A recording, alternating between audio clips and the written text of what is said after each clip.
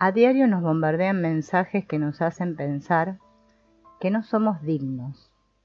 Sentimos que estamos en constante competencia con la gente que nos rodea y que la única manera de vivir es ser más inteligentes, más atractivos, ganar más que otras personas. Al pensar así, estamos dejando que las expectativas de los demás definan nuestras vidas, por lo que nunca estaremos satisfechos. ¿Por qué seguimos a los demás? Porque los seres humanos tenemos la necesidad innata de amor y de pertenencia. Nos preocupa que si no estamos a la altura de los demás, no seremos amados y no se nos permitirá pertenecer. Sin embargo, solo podemos ser verdaderamente amados y sentirnos pertenecientes a cuando ofrecemos nuestro verdadero yo. Para lograrlo tenemos que vencer las barreras que impiden que nos aceptemos.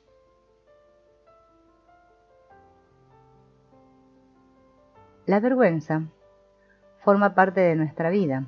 Es una emoción que nos lleva a ocultar otras emociones, especialmente aquellas que no responden a las expectativas de los demás. Oculta nuestra autenticidad y es el alimento de esa debilidad que nos impide vivir de acuerdo a lo que realmente somos. Se manifiesta como una voz en nuestra cabeza que nos dice que no somos valiosos, que no somos dignos. Cuando aparece, nos impulsa a escondernos de la gente, porque pensamos que las personas dejarán de estimarnos, de amarnos, y nos alejamos.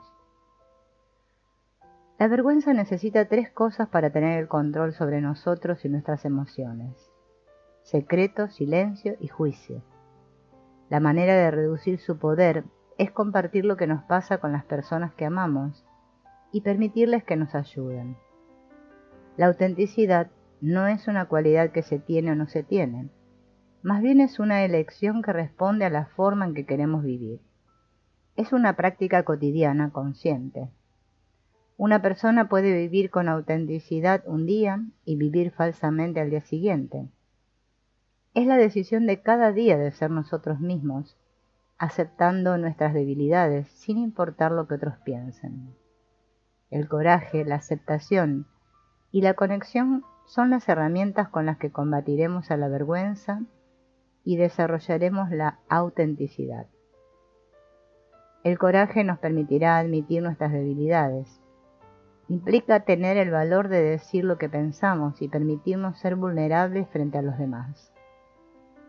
La compasión y su corazón, que es la aceptación, es un paso crucial porque supone reconocernos con nuestras limitaciones y aceptar que son parte de nuestro ser, actitud que nos ayudará a aceptar a los demás. La compasión establece una relación entre iguales que nos permite ver que no estamos solos, que mucha gente alrededor nuestro lucha exactamente con los mismos problemas. La conexión nos vincula con los otros. Es la energía que circula entre las personas cuando se sienten vistas, escuchadas, valoradas, cuando pueden ser ellas mismas, sin juicios.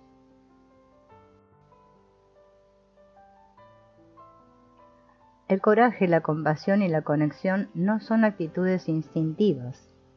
Es necesario trabajar en nosotros para desarrollarlas. Pero vale la pena el esfuerzo. Las recompensas serán grandes. Elegir ser auténticos no significa que debamos ignorar las consecuencias emocionales que pueden resultar. Otros juzgarán y nos criticarán, y no somos inmunes a estas emociones negativas. Vivir auténticamente empieza por abrazar nuestros pensamientos y emociones, incluso cuando no son lo que querríamos estar sintiendo. Siempre aspiramos a mejorar y esta aspiración es saludable porque conduce al progreso. Pero cuidado con el perfeccionismo. Hay una diferencia marcada entre los conceptos de perfeccionismo y de mejorar. El mejoramiento personal, los logros académicos, profesionales y sociales son metas admirables, pero el perfeccionismo se interpondrá en la búsqueda del éxito. A pesar de que puede aparentar ser una virtud, el perfeccionismo es una actitud que generamos al pensar que parecer perfectos, al actuar como perfectos, nos protegeremos de la crítica, de los juicios negativos, de la vergüenza y de la culpa. Sin embargo, la vida del perfeccionista es emocionalmente malsana, porque hace que la autoestima de la persona dependa de la aprobación y de la aceptación de otros. Además de ser poco saludable, el perfeccionismo es adictivo, autodestructivo e inútil. Sumerge a la persona que lo padece en una espiral infinita en esa búsqueda de la perfección que en sí misma es una ilusión. Los que piensan como perfeccionistas, sin embargo, no reconocen estos rasgos negativos. Obsesionados por lo perfecto, cuando no logran alcanzar la perfección se culpan por su incapacidad y se proponen hacerlo mejor, independientemente de si eso es realmente posible. El perfeccionismo puede conducir a la parálisis en la vida, que se traduce en la incapacidad de actuar en el mundo por miedo a la imperfección. Las personas que padecen esta parálisis vital podrán, por ejemplo, dejar de publicar lo que han escrito por miedo a las críticas. Las limitaciones que impone el perfeccionismo pueden evitarse trabajando en la actitud de hacer las cosas por nosotros mismos y no para otros, y anulando nuestro miedo a la vergüenza. Vivimos junto a otras personas y el compararnos con ellas aparece como una actitud natural, algo que todos hacemos. Sin embargo, si exageramos estas comparaciones, nos encontraremos midiéndonos con nuestros pares hasta el punto de imitarlos, anulando en nosotros esas cualidades que nos hacen interesantes. La competencia tiene su raíz en la comparación. Cada vez que competimos necesariamente nos comparamos con otros, y el mundo en el que vivimos nos expone constantemente a situaciones de competencia. Si queremos trascender estas comparaciones arbitrarias, debemos empezar por abrazar nuestra propia individualidad.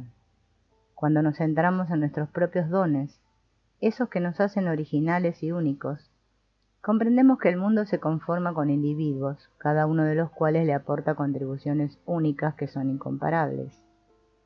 La individualidad brilla y se manifiesta a través de la creatividad. Descúbrela en tu interior y sal a crear. No importa si crearás por medio de la pintura, escribiendo, en la cocina o con la música. Lo importante es sentir que estás creando, porque al hacerlo estarás favoreciendo tu individualidad. Todos experimentamos nerviosismo y ansiedad en algún momento de nuestras vidas. Unas personas lo viven con más intensidad y frecuencia que otras, y permiten que se vuelva parte de sus vidas. En verdad, la ansiedad moderada no es totalmente negativa. Nos mantiene con los pies en la tierra y nos recuerda que tenemos responsabilidades. Pero cuidado con las exageraciones. La ansiedad proviene generalmente de ese mal hábito que ata la autoestima a la productividad. Nos sentimos satisfechos si hemos trabajado hasta el agotamiento. A su vez, la gente tiende a creer que el trabajo y el entretenimiento son polos opuestos. Es imposible eliminar la ansiedad y deshacernos de ella. Más bien simplemente debemos visualizarla con cierta perspectiva para evitar que se adueñe de nosotros. Debemos tomarnos el tiempo para pensar y reconocer nuestra ansiedad, analizar sus causas y su verdadera importancia. Solo así la transformaremos en algo manejable. Si no tenemos esto en cuenta, llegará un momento en que la ansiedad se incrementará exageradamente y entorpecerá nuestra capacidad de funcionar, de decidir y de hacer. Cuando la vergüenza se ha transformado en una identidad, se convierte en tóxica y deshumanizadora. Cuando la vergüenza se transforma en la identidad de una persona, ese individuo cree ser imperfecto, defectuoso. La vergüenza tóxica es inaceptable y siempre requiere una falsa identidad que la encubra. Puesto que una persona siente que su verdadero yo es imperfecto y defectuoso, necesita un falso yo que no lo sea. Cuando una persona se entrega a un falso yo, deja de existir psicológicamente. Adquirir una falsa personalidad es dejar de ser un auténtico ser humano. Cuando una persona adquiere ese falso yo, intenta ser más que humano o menos que humano. La vergüenza es la manifestación más importante de violencia doméstica conocida. Destruye la vida humana. Es tóxica porque es la causa de la mayoría de las enfermedades psicológicas. Como dice Herschel Kaufmann, la vergüenza es la fuente de muchos complejos y estados de ánimo perturbadores, depresión, enajenación, falta de confianza, sentimiento de soledad y abandono, fenómenos paranoides y esquizoides, trastornos compulsivos, desdoblamiento de la personalidad, perfeccionismo, un profundo complejo de inferioridad, incapacidad o fracaso, los llamados trastornos y enfermedades próximos al narcisismo. La vergüenza destruye la función de nuestro auténtico yo, y claros síndromes de vergüenza emergen a pesar de los encubrimientos de este falso yo. Y cada síndrome tiene sus propias características. La vergüenza se convierte en la semilla de neurosis, trastornos de comportamiento, violencia, crímenes. En la Biblia se habla de la vergüenza como la causa y consecuencia de la caída de Adán. En hebreo, Adán significa humanidad. Adán simboliza a todos los seres humanos. La Biblia nos dice que Adán no estaba satisfecho consigo mismo. Quería ser más de lo que era. Quería ser más que humano. No fue capaz de aceptar las limitaciones de su condición humana. Cargado por su vergüenza, quería un falso yo. Esta falsa personalidad lo condujo hacia su propia destrucción. Y después de rechazar a su verdadero yo, se escondió. Pero el Señor Dios llamó al hombre y le dijo, ¿dónde estás? Y Adán respondió, oí tus pasos por el jardín y me escondí. Antes de la caída, el hombre y la mujer estaban desnudos y no sentían vergüenza. Después de elegir ser diferentes de lo que eran, se vieron desnudos y sintieron vergüenza. La desnudez simbolizaba sus verdaderas y auténticas personalidades. Eran quienes eran y les parecía bien así. No había nada que esconder. Podían ser totalmente sinceros.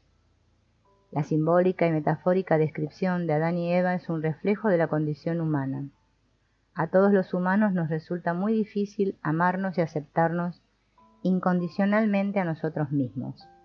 Nos negamos a aceptar nuestras verdaderas personalidades e intentamos crear otras personalidades más poderosas pero falsas, renunciando así a nuestra condición humana. El resultado de esta actitud es una vida llena de secretos y falsedad. Este afán por escondernos es la principal causa de sufrimiento para la gran mayoría. El amor y la aceptación de uno mismo es el único camino hacia la felicidad y la capacidad de amar a los demás. Si no nos amamos y nos aceptamos, estamos condenados a la agotadora labor de crear falsas personalidades. Vivir con una personalidad falsa requiere una enorme cantidad de esfuerzo y energía. Esto queda simbólicamente reflejado en la Biblia cuando se afirma que después de la expulsión del paraíso, el hombre y la mujer sufrirán al realizar las actividades que les son propias. Pero ¿cómo podemos liberarnos de la vergüenza que nos domina? ¿Dónde podemos hallar esperanza?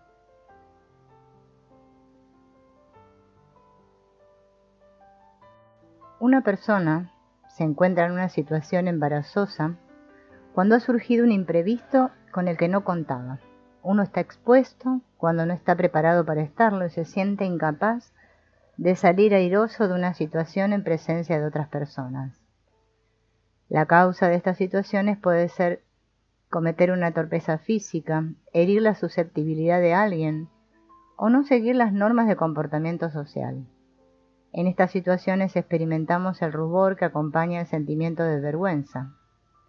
es una vergüenza sana. El rubor es una manifestación de lo inesperado de la situación e indica la naturaleza involuntaria de la vergüenza. Como dice Helen Lind, uno siente que está expuesto de forma involuntaria y no se siente protegido. El rubor es la manifestación de nuestras limitaciones humanas. La capacidad de sonrojarse simboliza nuestra naturaleza humana esencialmente limitada. Y el rubor suele ir acompañado del impulso de taparse la cara, querer desaparecer o dejarse tragar por la tierra. Al ruborizarnos reconocemos que hemos cometido un error. ¿Por qué deberíamos tener la capacidad de ruborizarnos si los errores no fueran inherentes a nuestra condición humana? El hecho de ruborizarnos como manifestación de nuestra vergüenza, en este caso sana, nos mantiene en contacto con la realidad. Nos recuerda las limitaciones a las que como humanos estamos sujetos. Nos indica que no debemos dejarnos llevar por nuestro narcisismo. La timidez es una frontera natural que nos protege e impide que un desconocido pueda herirnos. La timidez se apodera de muchos de nosotros cuando debemos dirigirnos a un desconocido. Nos sentimos cohibidos y nos resulta difícil articular palabras con soltura y normalidad, lo cual nos puede hacer sentir muy violentos. Detrás de la timidez se esconde un sentimiento de vergüenza sana, de resistencia a mostrarnos abiertamente ante los demás. El desconocido, por definición, es alguien que no nos resulta familiar, no pertenece a nuestra familia, representa la amenaza de lo misterioso. La timidez es nuestra vergüenza sana en presencia de un desconocido. Al igual que todos los sentimientos, la timidez nos indica que debemos ser precavidos y tener cuidado para no resultar perjudicados. La timidez es una frontera que protege nuestra intimidad en presencia de desconocidos. Sin embargo, la timidez puede llegar a ser un grave problema cuando se basa en un sentimiento de vergüenza tóxica. Existe un viejo proverbio que dice: un hombre es ningún hombre. Este proverbio señala la necesidad que tenemos los humanos de vivir en comunidad, de relacionarnos con los demás, de tener una vida social. Ninguno de nosotros podría haberlo conseguido sin ese alguien que estaba a nuestro lado. Los humanos necesitamos ayuda. Nadie es lo suficientemente fuerte como para no necesitar amor, relaciones sociales e íntimas. Al nacer, estamos unidos a nuestra madre por simbiosis. Antes de ser yo, primero somos nosotros. Muchas cosas dependen de esta relación inicial. Después de establecer un vínculo de confianza mutua durante 1 año y medio, empezamos a separarnos de la madre para experimentar nuestra propia autonomía. Necesitamos vivir un sentimiento de vergüenza que nos recuerde nuestras limitaciones. Necesitamos la vergüenza y la duda para hallar un equilibrio en nuestra recién descubierta autonomía. Necesitaremos a nuestros padres durante 1 década más antes de estar preparados para abandonar nuestro hogar. No podemos satisfacer nuestras necesidades sin depender de las personas que cuidan de nosotros. Nuestra vergüenza sana está ahí para recordarnos que necesitamos ayuda. Ningún ser humano es capaz de hacerlo solo. Incluso cuando hayamos alcanzado un cierto grado de perfección, incluso cuando seamos independientes, todavía tendremos necesidades. Necesitaremos amar y crecer, cuidar a otras personas y ser necesitados. La vergüenza que sentimos nos indica que necesitamos ayuda y que necesitamos amar y mantener buenas relaciones con los demás. Scott Peck describe las neurosis y los trastornos de carácter como trastornos de responsabilidad.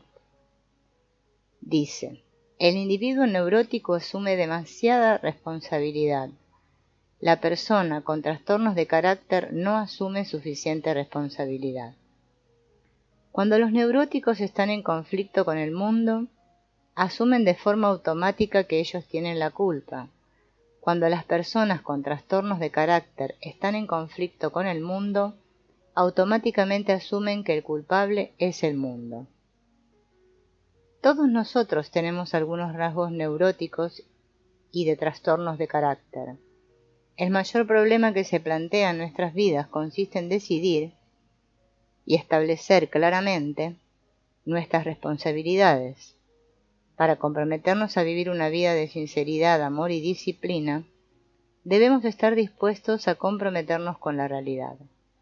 Según Peck, este compromiso requiere la voluntad y la capacidad de someterse a un continuo autoexamen. Y para ser capaces de conseguirlo es necesario mantener una buena relación con uno mismo. Esto es precisamente lo que no tiene una persona cuya personalidad no se basa en la vergüenza sana. De hecho, un individuo dominado por la vergüenza tóxica mantiene una relación de odio consigo mismo. La vergüenza tóxica, la vergüenza que nos esclaviza, es la base tanto de comportamientos neuróticos como de trastornos de carácter. ¿Cuáles son las manifestaciones neuróticas de la vergüenza? ¿Qué es la vergüenza que nos esclaviza? ¿Cómo consiguió instalarse en nuestras vidas? ¿Cómo se ve afectada nuestra vergüenza sana? La vergüenza tóxica, la que nos domina, nos provoca un sentimiento de fracaso. Ya no es un sentimiento que nos indica nuestras limitaciones, sino que nos hace sentir indignos y pensamos que hemos fracasado como personas. Es una ruptura con uno mismo. Es como tener una dolorosa herida interna. La protección de uno mismo es una característica de la vergüenza tóxica. Una persona dominada por la vergüenza se cuidará mucho de exponer su yo interno ante los demás, pero lo que es más significativo, intentará por todos los medios no exponer su yo interno ante sí mismo. Esta vergüenza es tan terrible y dolorosa porque es el resultado de exponer el yo que consideramos fracasado ante nosotros mismos. Cuando esta vergüenza se apodera de un individuo, éste se desprecia a sí mismo y considera que no es digno de su propia confianza ni de la confianza de los demás. Es como un tormento interior, una enfermedad del alma. Si yo soy un objeto indigno de confianza, entonces yo no estoy en mí. La vergüenza tóxica es un círculo vicioso paradójico. También existe la vergüenza a expresar vergüenza. Mucha gente admitirá sentir culpabilidad, dolor o miedo antes que vergüenza.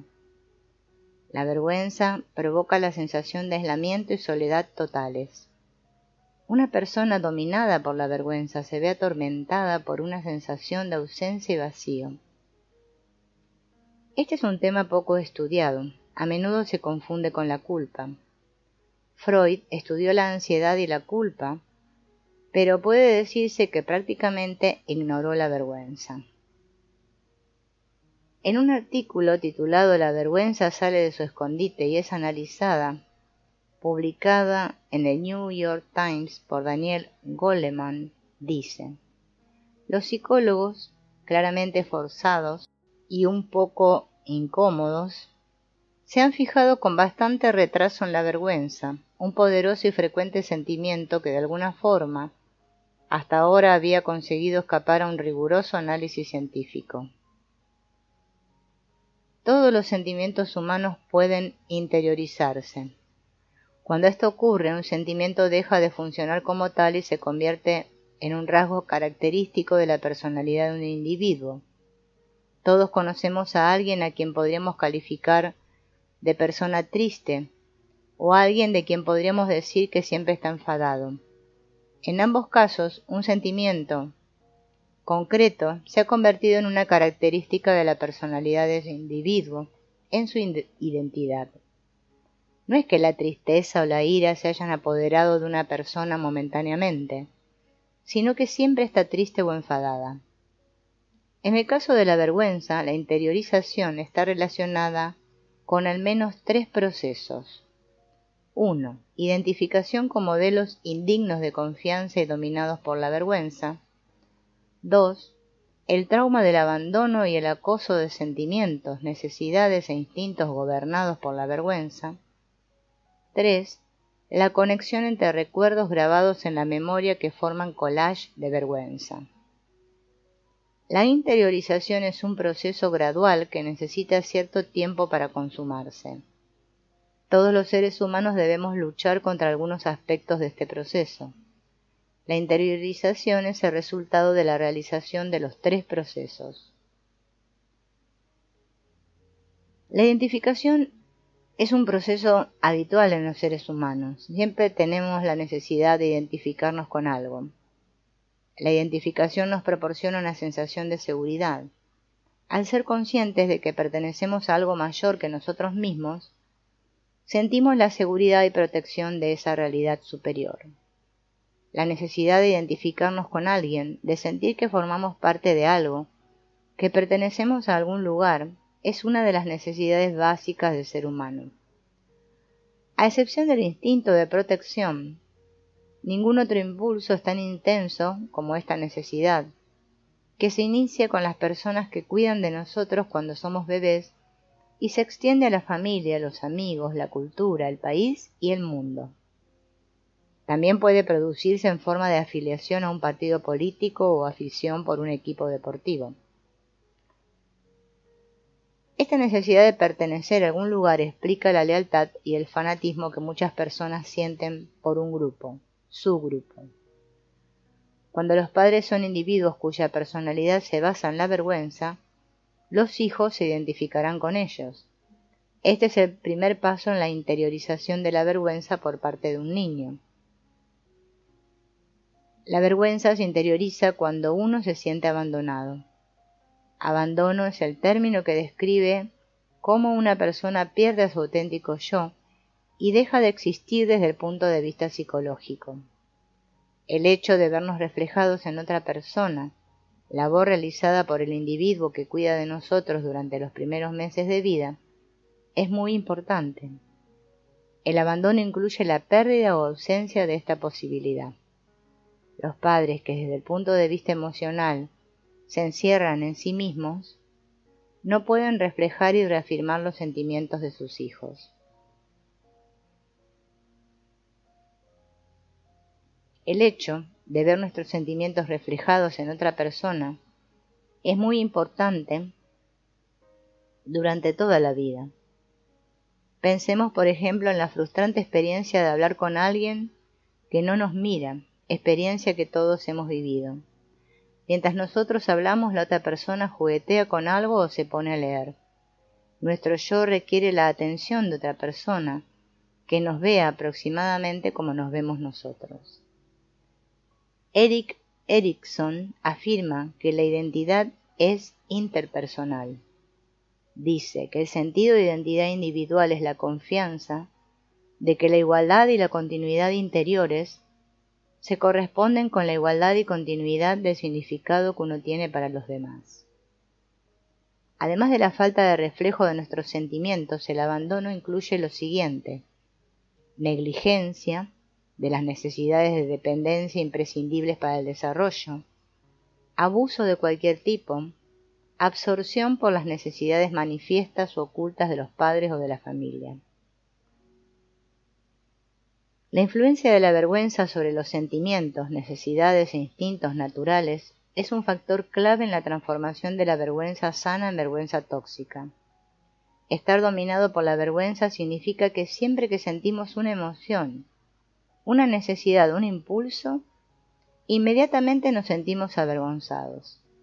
La esencia dinámica de nuestra vida humana se basa en nuestros sentimientos, necesidades e instintos. Cuando estas tres funciones básicas están dominadas por la vergüenza, el individuo está totalmente esclavizado por la vergüenza. Todas las experiencias relacionadas con la vergüenza que una persona experimenta quedan grabadas en su memoria. Si la víctima no tiene tiempo o posibilidad de asimilar el dolor provocado por la mutualidad no respetada, reprime sus emociones y el dolor queda por superar. Tanto los recuerdos verbales como las imágenes visuales de las escenas relacionadas con la vergüenza quedan almacenadas en la memoria del individuo.